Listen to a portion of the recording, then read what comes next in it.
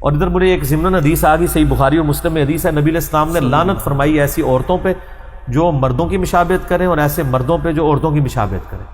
اور ایک اور دوسری حدیث ہے، وہ بھی بخاری اور مسلم میں، کہ نبی علیہ السلام نے لعنت فرمائی ہے ان عورتوں پہ جو چہرے کے بال اکھیڑتی ہیں، یعنی یہ بھویں وغیرہ اکھیڑنا، اور اسی طریقے سے جو وہ گدواتی ہیں، یعنی ٹیٹو بنوانا، ٹھیک ہے۔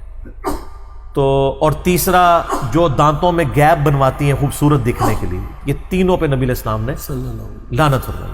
اور یہ حدیث بخاری مسلم دونوں میں، بلکہ عبداللہ ابن مسعود کے پاس ایک عورت آئی ہے اور وہ پوچھتی ہے آ کے کہ جی آپ کہتے ہیں کہ جی قرآن میں لکھا ہوا ہے کہ لعنت ہے ایسی عورتوں کے اوپر جو یہ تین کام کریں، تو میں نے تو پورا قرآن پڑھا ہوا ہے، مجھے تو قرآن میں ایسی کوئی بات نہیں ملی۔ قرآن تو سر اس نے پڑھا ہوا تھا نا، تو ہڈی زنانیت نہیں سننا، کسی صحابی یا تابعی کی بیوی تھی۔ تو انہوں نے کہا تو نے قرآن غور سے پڑھا؟ ان کا ہاں۔ تو ان کے قرآن میں لکھا نہیں ہوا وما آتاکم الرسول فخذوہ، جو رسول اللہ دیں وہ لے لو، جس سے منع کرے اس کو چھوڑ۔ ان کا ہاں یہ میں نے پڑھا ہے۔ تو آپ فرمایا کہ میں نے نبی علیہ السلام سے خود سنا ہے کہ اللہ اور اس کے رسول لعنت فرماتے ہیں اس کے اوپر جو چہرے کے بال اکھاڑے یا دانتوں میں گیپ بنائے یا ٹیٹو بنوائے گی، یعنی جسم کو کھدوا کے اس میں نشان بنوائے۔ یہ یعنی افریقن ملکوں میں زیادہ تر یہ کام کیا جاتا ہے۔ تو چونکہ نبی علیہ السلام نے لعنت فرمائی ہے تو لہذا قرآن میں ہی آیا نا، ادھر تو ہوگی لاجواب۔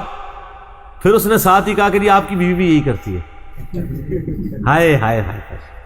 تو عبداللہ ابن مسعود نے کہا جاؤ دیکھ لو میری بیوی ایسا کرتی ہے۔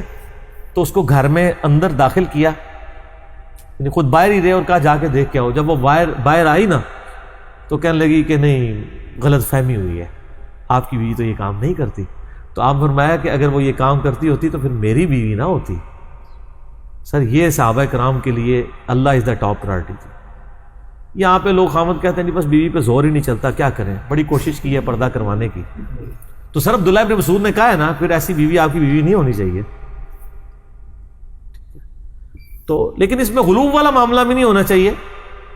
بعض لوگ یعنی وہ پہلی رات سے ہی تہجد پڑھوانے کی کوشش کر دیتے ہیں، ایسا بھی مسئلہ نہیں ہونا چاہیے۔ آپ فرائض کی اوپر پابندی والی بات کریں، آہستہ آہستہ یعنی چینج آتی ہے، ایک دم نہیں آتی چینج، اور سختی والا معاملہ نہیں ہونا چاہیے، یعنی پیار محبت کے ساتھ معاملات کو لے کے چلنا۔